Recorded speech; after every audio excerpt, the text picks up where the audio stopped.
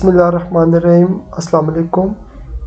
इससे previous video में हमने सेल टैक्स का न्यूमेरिकल नंबर 12 किया था और साथ ही साथ हमने रूल्स को रिवाइज़ किया था, आउटपुट इनपुट टैक्स की डिटेल को डिस्कस किया था और फिर मैंने डिस्कस किया था कि आपने न्यूमेरिकल प्रैक्टिकली सोल्व कैसे करना है। आज के इस वीडियो में हम एक प्रॉब्लम नंबर 20 डिस्कस करेंगे और इस प्रॉब्लम को सीखने के बाद इंशाल्लाह ताला आप सेल टैक्स का न्यूमेरिकल बड़ी आसानी से जो है वो सोल्व कर सकते हैं। इस एक वीडियो से मैं आपको न्यूमेरिकल इस तरह से रिवाइज़ करवाऊंगा कि इंशाल्लाह ताला आपको ये न्यूमेरिकल बड़ा आसान लगेगा। तो आप बड़े ध्यान से इस वीडियो को सीखेंगे ताकि आपके लिए आसानी हो इस न्यूमेरिकल में। सबसे पहले आपने जब प्रॉब्लम पढ़नी है तो मैंने आपसे डिस्कस किया था कि प्रॉब्लम की जो स्टेटमेंट है ना वो बड़ी इम्पोर्टेंट है। जैसे लिखा हुआ mister Asgar Ali is a registered manufacturer. अब जैसे आपने पढ़ा आपको यहाँ फौरी ये नोट करना है कि ये मिस्टर असगर एक मैन्युफैक्चरर है, तो मैन्युफैक्चरर को कुछ ख़ास तरह की प्रिविलेजेस होती हैं। जैसे मैन्युफैक्चरर को अलाउ है कि यूटिलिटी बिल पर जो टैक्स दिया है वो माइनस कर सकता।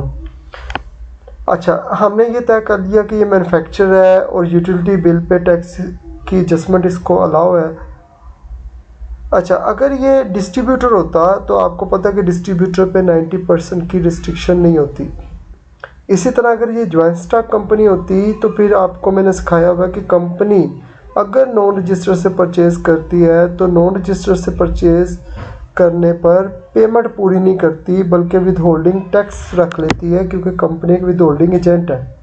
तो आपने स्टेटमेंट पढ़कर बड़े ध्यान से ये तय करना है कि ये न्यूमेरिकल किसका है, किस सप्लाई चेन के किस मेंबर का है, तो फिर ही आप आसानी से आगे सोल्व कर सकते हैं। अदरवाइज़ फिर ये होगा कि मिसाल आपने स्टेटमेंट नहीं पढ़ी तो आपने ट्रीटमेंट कर दिया, बाद में पता लगा वो तो कंपनी था, तो अगर कंपनी था पर्सन तो फिर आपको तो वो विदहोल्डिंग टैक्स की एडजस्टमेंट करनी थी। अगर डिस्ट्रीब्यूटर था तो 90% से कंपेयर नहीं करना था। तो ये चीज़ आपने स्टेटमेंट पढ़ते वक्त देखनी है। अच्छा, अब आगे वो अगस्त के महीने की टैक्स लायबिलिटी आपसे कह रहे कैलकुलेट करने को। सबसे पहले ज़रा आप पढ़ना शुरू करें तो पहला पॉइंट है सप्लाइज टू रजिस्टर्ड पर्सन या पर्सनस। तो इस पे 17% टैक्स होता है। आप अगर पेपर में या घर में इस पे वर्किंग कर रहे हैं तो आप 17% साथ लिख लें पेंसिल से, लेड पेंसिल से। Supplies to cottage industry. Cottage industry असल में रजिस्टर्ड नहीं होती, हमने इसकी डेफिनेशन में पढ़ा हुआ है। कॉटेज इंडस्ट्री का रजिस्टर्ड नहीं होती तो फिर ये नॉन रजिस्टर्ड कंसिडर होती है। तो नॉन रजिस्टर्ड को सेल करने पे आप 17% नहीं बल्कि 20% टैक्स लेते हैं। 17% आप वर्किंग में लिख देते हैं, बाकी 3% आप सोल्यूशन में नीचे जाकर ऐड करते हैं। फिर supplies made for personal use, ज़ाती इस्तेमाल के लिए भी अगर सप्लाई आपने रख ली है तो वो एक तरह की अपने आप को बेच रहे हैं, तो इस पर भी 17% टैक्स होता है। एग्जेम्प्टेड सप्लाई, ऐसी सप्लाई जिस पे टैक्स कोई नहीं है। मैंने आपको सिखाया हुआ है कि एग्जेम्प्टेड और ज़ीरो रेटेड में फ़र्क है। एग्जेम्प्टेड पे टैक्स माफ़ है और ज़ीरो रेटेड पे अभी ज़ीरो है, कल को टैक्स डिपार्टमेंट उसको बढ़ा भी सकता है। दोनों में बड़ा फ़र्क है। फिर दूसरा फ़र्क मैंने बताया था कि एग्जेम्प्टेड सप्लाई के मुतल्लिका जो परचेज़ है उसका इनपुट टैक्स एडजस्ट नहीं होता।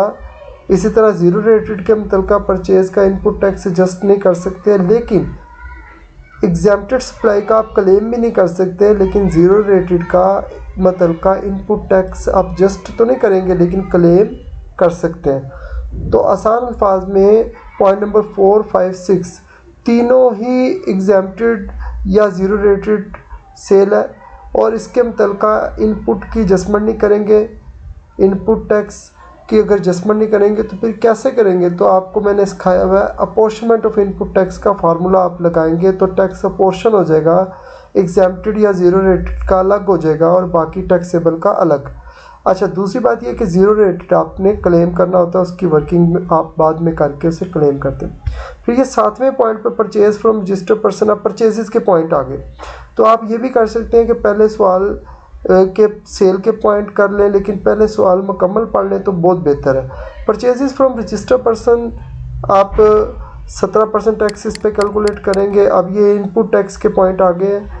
परचेजेस फ्रॉम कॉटेज इंडस्ट्री, अच्छा कॉटेज इंडस्ट्री क्योंकि रजिस्टर्ड नहीं होती तो इस पे आपने अगर टैक्स भी दिया है तो तब भी आपको इनपुट की एडजस्टमेंट अलाउ नहीं है। Purchases from wholesaler adjustment allow है 17% टैक्स। इसी तरह purchases of raw material used in taxable and exempted supply, ये इस क्वेश्चन का सबसे इम्पोर्टेंट पॉइंट है कि आपने रॉ मटेरियल ख़रीदा है जिसको आप यूज़ करेंगे एग्जेम्प्टेड सप्लाई में भी और टैक्सेबल में भी। मतलब ये कि अगर एक सपोज करें कि एक शू फैक्ट्री ने रॉ मटेरियल ख़रीदा, उसमें उसने उसको यूज़ करना है ऐसी सप्लाई के लिए जो एग्जेम्प्टेड है, और उसी रॉ मटेरियल में से कुछ रॉ मटेरियल यूज़ करना है ऐसी सप्लाई के लिए जो टैक्सेबल है। अब ये तय करना तो बड़ा मुश्किल है कि भी कितना मटेरियल रॉ मटेरियल यूज़ हुआ एग्जेम्प्टेड के लिए और कितना टैक्सेबल के लिए। अब फिर हम क्या करेंगे, हम इस सवाल में अपॉर्चमेंट का जब फार्मूला लगाएंगे तो फिर हमें वर्किंग बड़े ध्यान से करनी है। हो सकता है कि हमें अलग अलग अपॉर्चमेंट करनी पड़े, तो मैं फिर आपको सिखाऊंगा वर्किंग में, क्योंकि आप परचेज़ कर रहे हो जिसमें दो तरह की परचेज़ समझे शामिल है। एक कुछ पोर्शन उसका यूज़ किया आपने एग्जेम्प्टेड के लिए, कुछ टैक्सेबल के लिए, और आपको ये पता ही नहीं है कि ये 2 लाख की परचेज़ में कितना पोर्शन टैक्सेबल के लिए और कितना एग्जेम्प्टेड के लिए। तो फिर हम जब अपॉर्चमेंट का फार्मूला लगाएंगे तो इसके मतलब का फिर अगर हमने इनपुट टैक्स की अपॉर्चमेंट करनी है तो थोड़ा सा कॉम्प्लिकेटेड पॉइंट हो जाता है, तो हम उसको आज की इसी लेक्चर में सोल्व करके मैं आपसे डिस्कस करता हूँ। Purchase of uniform for security guard allow नहीं है इसकी एडजस्टमेंट करना इनपुट की। Sale tax paid on telephone bill manufacturer है, इसको अलाउ है अगर एनटीआर नंबर प्रिंटेड हो। Sale tax paid on electricity bill, ये भी अलाउ है। सेल टैक्स पेड ऑन सुई गैस बिल, ये भी अलाउड है, 17% टैक्स होगा इस पर। अच्छा, अब सेल टैक्स पेड ऑन सुई gas bill and electricity bill use in residential colony of the employees, इसी मैन्युफैक्चरर ने अपनी एम्प्लॉइज़ के लिए एक रेजिडेंशियल कॉलोनी बनाई हुई है, और उस कॉलोनी का बिल जब पे किया तो उस पर सेल टैक्स पे किया। अब ये एडजस्टमेंट अलाउ नहीं है क्योंकि ये कारोबार से डायरेक्ट रिलेटेड नहीं टैक्सेस, तो इसकी एडजस्टमेंट अलाउ नहीं है। फिर आखिर में acquisition of fix asset in the month of July, जुलाई के महीने में ख़रीदा, जबकि हम ये एडजस्टमेंट जो कर रहे हैं ये जो लायबिलिटी हम मालूम करें ये तो अगस्त की है, तो जुलाई का महीना तो गुजर चुका हुआ है, तो उसकी जब जुलाई वाली हमने की होगी सेल टैक्स लायबिलिटी कैलकुलेट या जुलाई वाली रिटर्न फाइल की होगी तो वहाँ इसका ट्रीटमेंट किया जा चुका होगा, इसलिए दोबारा ट्रीटमेंट नहीं करना। और आखिर में नोट है कि एनटीआर नंबर जो है वो बिलों पे प्रिंटेड है, तो हमने पहले डिस्कस किया कि तीनों बिल की एडजस्टमेंट अलाउ है क्योंकि एनटीआर नंबर प्रिंटेड है। अब हमने सवाल को बड़े ध्यान से पढ़ लिया और तय कर लिया किस पे कितना टैक्स है। अगला मरहला हमारा ये होगा, पेपर में चाहे क्वेश्चन करें चाहे किसी टेस्ट में, अगला मरहला हमारा ये होगा कि हम वर्किंग करेंगे आउटपुट टैक्स की और इनपुट टैक्स की, फिर ही हम आसानी से इस क्वेश्चन को सोल्व कर पाएंगे।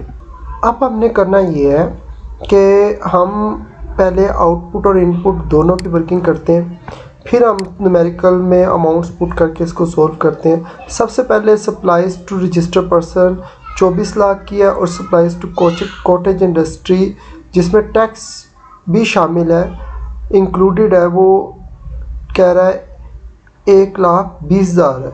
अब आपने कॉटेज इंडस्ट्री को सप्लाई किया, उससे आपने टैक्स भी 20% लिया होगा, तो जब मैं वर्किंग करूंगा तो 20% के हिसाब से ही वर्किंग करूंगा। तो ज़रा देखें, पहला रजिस्टर को और दूसरा कॉटेज को। मैंने टाइम को सेव करने के लिए ऑलरेडी ये सारी टाइप किए, मैं बस अमाउंट्स नहीं लिखी, तो अमाउंट्स में आप लिख देते हो supplies to registered person 24 lakh, इस पे टैक्स हम ले लेंगे 24 लाख का 17%। इसी तरह कॉटेज इंडस्ट्री टैक्स शामिल है, तो पहला काम हमने ये करना है कि टैक्स जो है वो अलग कर देना है और असल रकम अलग। तो 1,20,000 को मैं डिवाइड करूँगा, कितने से डिवाइड करूँगा मैं 120 से, क्योंकि ये 100% नहीं 120% है।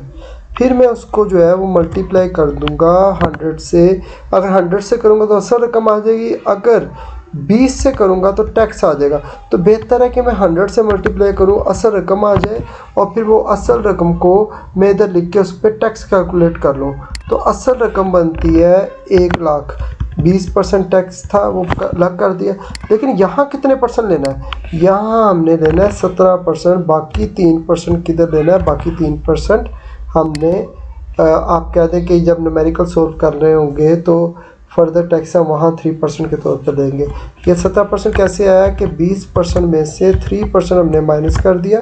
क्यों माइनस किया? क्योंकि यहाँ हमने 17 ही लिखना है, हम जो है वो जो बाकी 3% है वो हम बाद में लिखें। अब टैक्स कैलकुलेट करते हैं, तो जो 24 लाख पे टैक्स बनता है अगर आप अप्लाई करें कैलकुलेटर से तो वो बनता है 4,08,000। 4,08,000 आप इधर लिख देंगे। 1 लाख पे टैक्स बनता है 17,000, वो इधर आप लिख देंगे। अच्छा, supply put into personal use, इसमें भी वो कहता है टैक्स इंक्लूडेड है। ये मैं आपको दिखा देता हूँ स्क्रीन पे। सप्लाई तीसरा पॉइंट पुट, और कहता है सेल टैक्स इंक्लूडेड है। 58,500 की ये सप्लाई है और टैक्स शामिल है।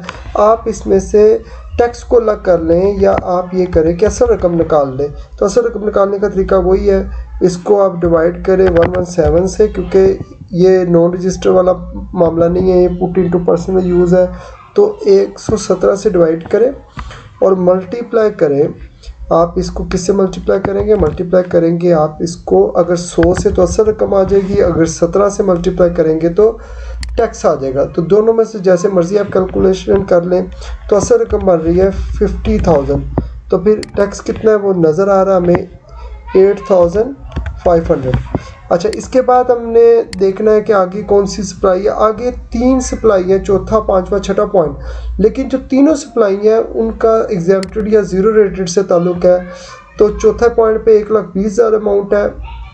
और DTRE duty and tax remission export person, तो इस पर भी टैक्स 0% है। और इसी तरह एक्सपोर्ट प्रोसेसिंग जोन पे भी मैंने आपको सिखाया हुआ है कि 0% टैक्स होगा। तो एग्जेम्प्टेड और 0% आपने कैसे लिखने हैं? एग्जेम्प्टेड और 0% आपने लिखने हैं। आप ये करेंगे कि ये जो आपने टैक्सेबल लिखी है सप्लाई, इसको ऊपर लिखना है और फिर या इसकी फुटिंग कर ले। फुटिंग मतलब इसका टोटल कर लें। इसका मैं टोटल करूँगा तो इसका टोटल आएगा ये 25,50,000। और जो एग्जेम्प्टेड है उसको आप नीचे लिखें, उसको ऊपर इनमें शामिल ना करें बल्कि अलग लिखें। अलग लिखने का मकसद क्या है पहले मैं लिख लेता हूँ फिर आपको बताता हूँ। जो एग्जेम्प्टेड सप्लाई थी वो 1,20,000 थी। इसी तरह जो DTRE पर्सन को सप्लाई की है वो 25,000 है। और इसी तरह जो सप्लाई की है इसने एक्सपोर्ट प्रोसेसिंग यून को वो 70,000 है। इस तरह ये तीनों हैं वो सप्लाई जो कि जिस पे टैक्स नहीं दिया आपने, या 0% है या वो एग्जेम्प्टेड है। तो इन पे टैक्स आपने आगे लिखना भी नहीं है। अब फिर मैंने इनको अलग अलग क्यों लिखा, अभी आपको मैं दिखा देता हूँ, लिख के दिखा देता हूँ कि ये जो आपने ऊपर सप्लाई लिखी जिसका टोटल किया ये टैक्सेबल सप्लाई है। इससे क्या होगा? इससे ये होगा कि हम जो अपॉर्चमेंट का फार्मूला लगाते हैं, जो पिछली वीडियो में भी देखा था और क्लासेस में भी मैंने आपको सिखाया था, अपॉर्चमेंट का फार्मूला लगाने में आसानी हो जाती है। ये टैक्सेबल सप्लाई इसको कह दें और इसको मिलाकर जो सप्लाई बनेगी 25,50,000 और ये तीनों को मिलाकर इसको आप कह देंगे टोटल सप्लाई। इससे क्या होगा? इससे ये होगा कि आपको फार्मूला लगाने में बड़ी आसानी होगी। टैक्स का भी मैं टोटल कर लेता हूँ। टैक्स हमारा कितना बनता है? आउटपुट टैक्स वो बनता है 4,33,500 और जो टोटल सप्लाई बनती है इन सब को मिलाकर वो बन गई जी आपकी 27,65,000। तो इसमें हमने आउटपुट टैक्स की वर्किंग कर ली। अब हम इनपुट टैक्स की वर्किंग कर लेते हैं तो फिर हमें न्यूमेरिकल में बड़ी आसानी होगी। और फिर वो ख़ास पॉइंट जो इस सवाल में बाकी सवालों से डिफरेंट है और अगले 2 सवालों में आया हुआ है उसको डिस्कस कर लेंगे। अभी तक तो कोई प्रॉब्लम नहीं है, सिंपल क्वेश्चन है। अच्छा, इसके बाद अब जब हम इनपुट की वर्किंग करेंगे तो इसी स्टाइल से वर्किंग करेंगे, पढ़ते जाएंगे एक एक को और आप वर्किंग करते जाएंगे। आप बुक भी ओपन कर सकते हैं। बुक अगर आपके पास ओपन होगी काजी शहजाद की तो आप इजीली उससे देख कर देखते जाएंगे मैं क्या कर रहा हूँ। अगर आप बुक नहीं भी ओपन करते तो मैं इसलिए इसको दिखा देता हूँ एक दफ़ा। पहली परचेज़ है रजिस्टर्ड कोड, दूसरी परचेज़ है कॉटेज इंडस्ट्री से परचेज़ की है। पहली रजिस्टर्ड से और दूसरी कॉटेज से। रजिस्टर्ड से जो परचेज़ की है वो आपने 2 लाख की, कॉटेज से 90,000 की, परचेज फ्रॉम होलसेलर 60,000 की। पहले ये 3 लिख लेते हैं भी, 2 लाख 90,000 और 60,000। तो मैंने क्योंकि पहले से टाइप इसलिए कर दिया कि आपको आसानी हो। मैं इसका स्क्रीन साइज थोड़ा बड़ा करता हूँ ताकि आपको आसानी से नज़र आए। तो ये मैं वर्किंग कर रहा हूँ। अच्छा जी, purchase from registered person 2 lakh, और 2 लाख पे टैक्स भी लिख देते हैं 17% टैक्स। 17% टैक्स बनता है 34,000। अच्छा, फिर परचेज या purchases from cottage industry. Cottage industry non registered होती है। इससे अगर आप ख़रीदते हैं तो फिर आपको एडजस्टमेंट अलाउ नहीं है। तो मैं 90,000 तो लिखूंगा लेकिन आगे इसका टैक्स नहीं लिखूंगा। उसकी वजह ये है कि इस पर टैक्स की एडजस्टमेंट अलाउ नहीं है। तो अगर अलाउ नहीं है तो मैं नहीं लिखता, ये मैं एक डैश सा लगा देता हूँ। इसके बाद परचेज फ्रॉम होलसेलर। होलसेलर से जो आपने ख़रीदी है वो 60,000 की चीज़ें ख़रीदी है। इस पर भी 17% टैक्स अगर आप कैलकुलेट करें तो 60,000 का 17% आप लें तो वो टैक्स बनता है 10,200। तो 10,200 आप लिख देंगे। अब आगे जी ऐसी purchases of raw material used in taxable and exempted supply. आपको एक काम करना है, आपने इस परचेज पे वर्किंग तो करनी है लेकिन आपने इसका टैक्स इस बाकी में शामिल नहीं करना। उसकी वजह ये है कि ये वो परचेज़ है जो कि आपने दोनों तरह की सप्लाई के लिए यूज़ की, टैक्सेबल भी और एग्जेम्प्टेड भी। और इसकी अमाउंट कितनी बता रहा है 2 लाख। मैं ऐसा करूँगा कि इनर में इस पे वर्किंग करके इसका टैक्स तो निकालूंगा। 2 लाख की परचेज़ है, मैं इसको हाईलाइट कर देता हूँ। 2 लाख की परचेज़ पे टैक्स कितना बनता है? 2 लाख की परचेज़ पे जो टैक्स बनता है वो आपका बनता है 34,000। मैं ये टैक्स जो है वो लिखूंगा नहीं। उसकी वजह ये है कि मैंने इस टैक्स को अलग से ट्रीट करना है। तो मैंने इनर में लिख के छोड़ दिया लेकिन इसमें शामिल नहीं किया। क्यों नहीं किया शामिल, मैं बार बार आपको बताऊंगा सवाल के दौरान कि ये सप्लाई दोनों पर्पज़ के लिए यूज़ हुई है। तो इस सवाल को हमें थोड़ा डिफरेंट तरीके से करना पड़ेगा। इस परचेज़ के अलावा बाकी परचेज़ का टैक्स आप कैलकुलेट कर लेंगे और इस परचेज़ का टैक्स आपने कैलकुलेट तो किया, आपने बाकी टैक्स में शामिल नहीं किया। इस पे आप अलग से ट्रीटमेंट कर लेंगे तो फिर ये सवाल आसान हो जाएगा, अदरवाइज़ ये थोड़ा सा कॉम्प्लिकेटेड हो जाएगा। यूनिफॉर्म सिक्योरिटी गार्ड के लिए आपने ख़रीदे हैं, इस पे एडजस्टमेंट अलाउ नहीं है। परचेज़ तो लिख देंगे लेकिन आप इसका टैक्स नहीं कैलकुलेट कर सकते क्योंकि अलाउ नहीं है। तो मैंने डैश लगा के इसको छोड़ दिया। अच्छा, इसके बाद जी टेलीफोन बिलों पे, इलेक्ट्रिसिटी बिलों पे और इसी तरह सुई गैस के बिल पे टैक्स आपने पे किया है। वो तीनों टैक्स 4,000, 5,000 और 6,000 में लिख देता हूँ।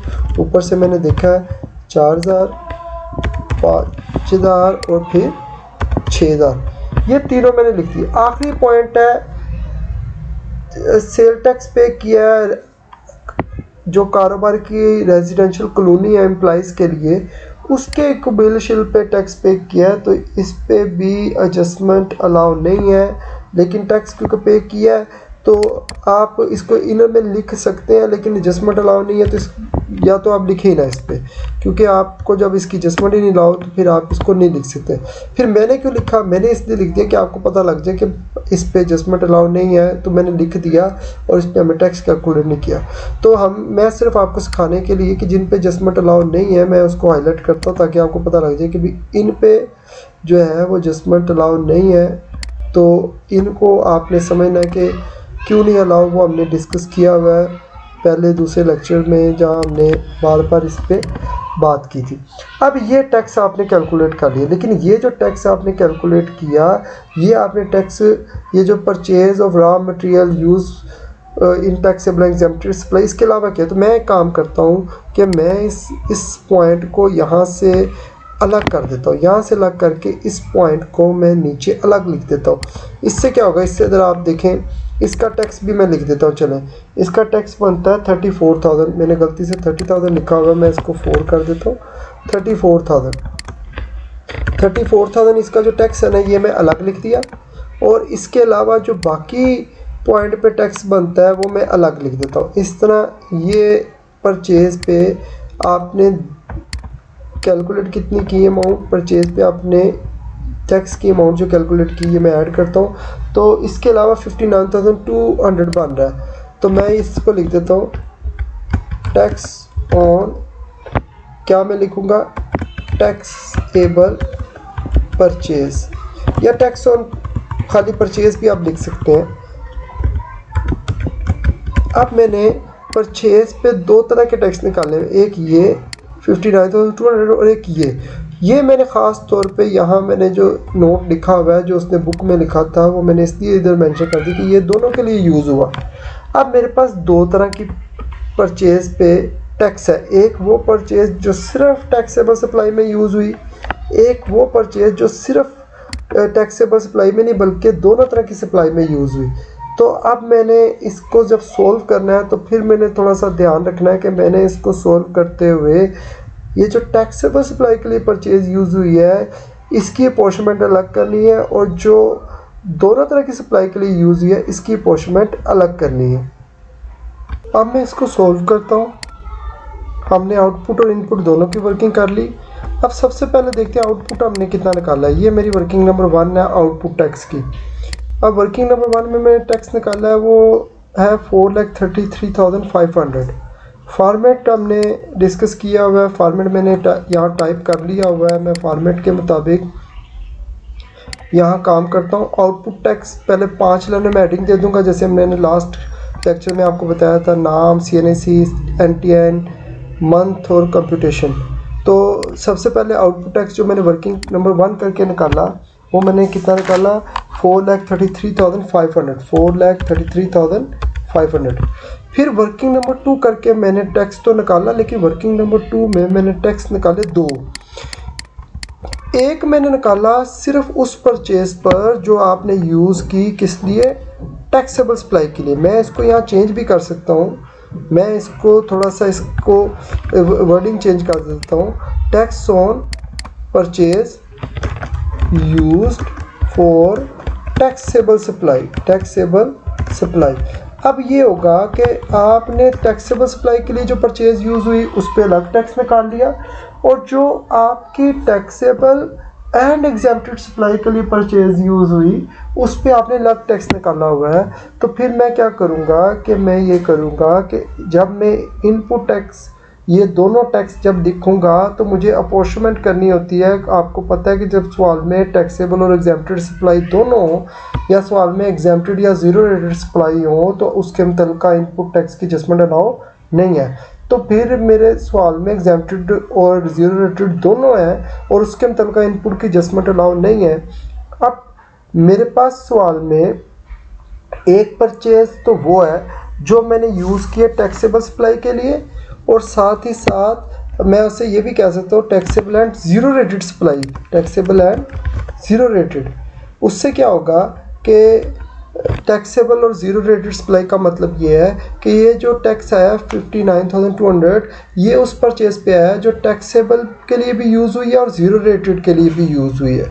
अच्छा, फिर एक दूसरी परचेज थी जो उसने खुद ही कह दिया कि ये सिर्फ एग्जेम्प्टेड के लिए यूज़ नहीं हुई, साथ साथ टैक्सेबल के लिए भी यूज़ हुई है, यानी कि टैक्सेबल सप्लाई के लिए और एग्जेम्प्टेड दोनों के लिए। अब इस हिसाब से फिर मैंने क्या किया कि जो तो परचेज यूज़ हुई है टैक्सेबल सप्लाई और ज़ीरो रेटेड के लिए, उसको मैंने अलग कर दिया, उसको अलग नहीं करता तो फिर मैं सवाल को अच्छे तरीके से सोल्व ना कर पाता। तो और जो सिर्फ यूज़ हुई है एग्जेम्प्टेड और टैक्सेबल के लिए, उस पर मैंने अलग टैक्स निकाला। अब जब मैं सवाल को सोल्व करूँगा तो मैं, जब मुझे पता है अपॉर्चमेंट करनी पड़ेगी, क्योंकि आपने इसी परचेज़ को जब सेल किया तो कुछ ज़ीरो रेटेड था, कुछ एग्जेम्प्टेड था, लेकिन एग्जेम्प्टेड के लिए तो खैर आपने अलग से ख़रीदी हुई थी।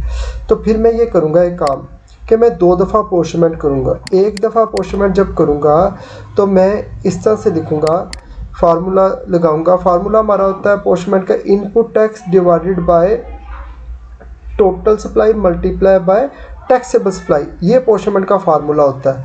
लेकिन इस सवाल में अपोर्शनमेंट का फार्मूला मैंने 2 दफ़ा लिखना है।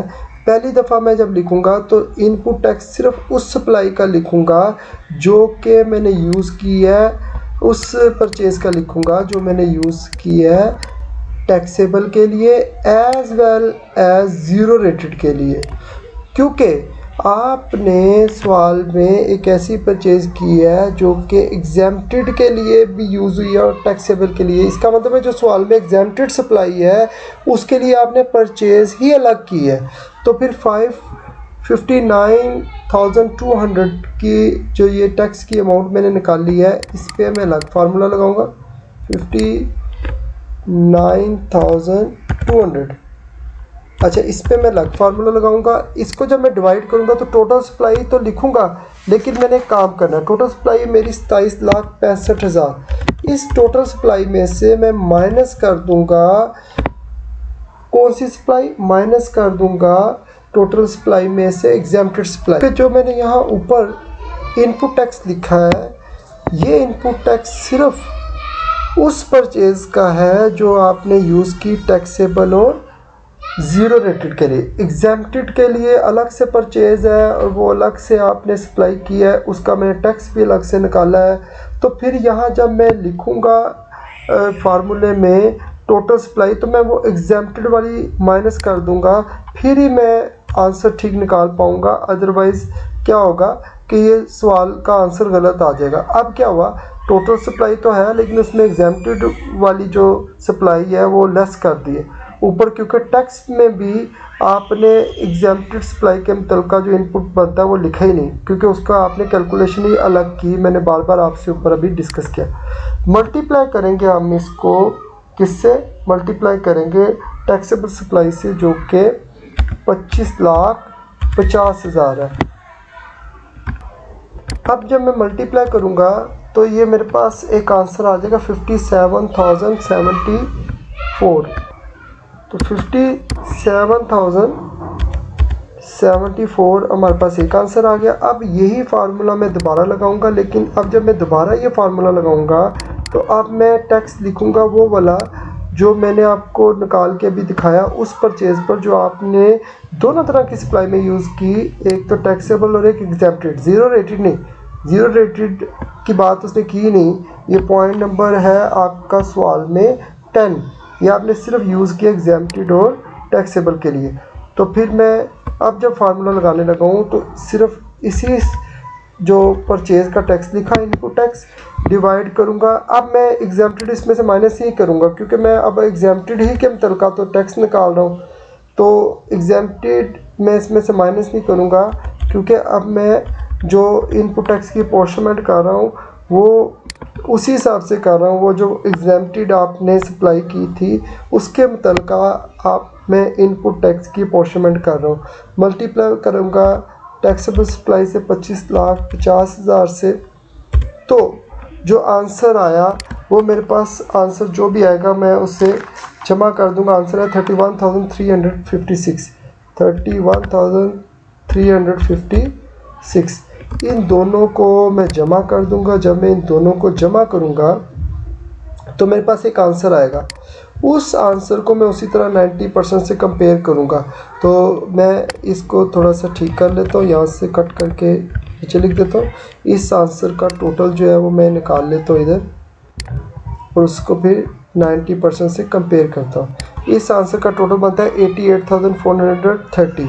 90% ऑफ आउटपुट टैक्स अगर मैं लूँ तो 90 आउटपुट टैक्स है 4,33,500।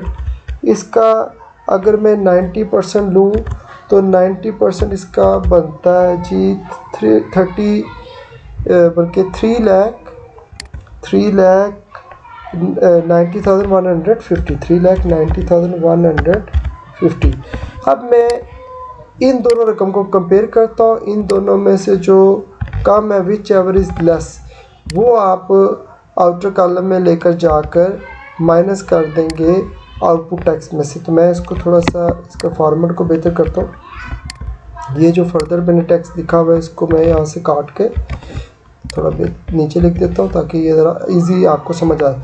अब इन दोनों में से ये दो अमाउंट है, एक अमाउंट मेरे पास ये है एक अमाउंट मेरे पास ये है। इन दोनों में से जो कम है, विच एवर इज़ लेस, वो अमाउंट मैंने आउटपुट टैक्स में से माइनस करनी है। जब मैं माइनस करूँगा आउटपुट टैक्स में से, तो आउटपुट टैक्स है 4,33,500। दोनों में से कम कौन सी है? दोनों में से कम वही जो हमने रकम निकाली हुई है, उसी को लिख देता हूँ 88,430। अब मैं ये करूँगा कि दोनों में से कम लिखने के बाद इसे आउटपुट टैक्स में से माइनस करूँगा।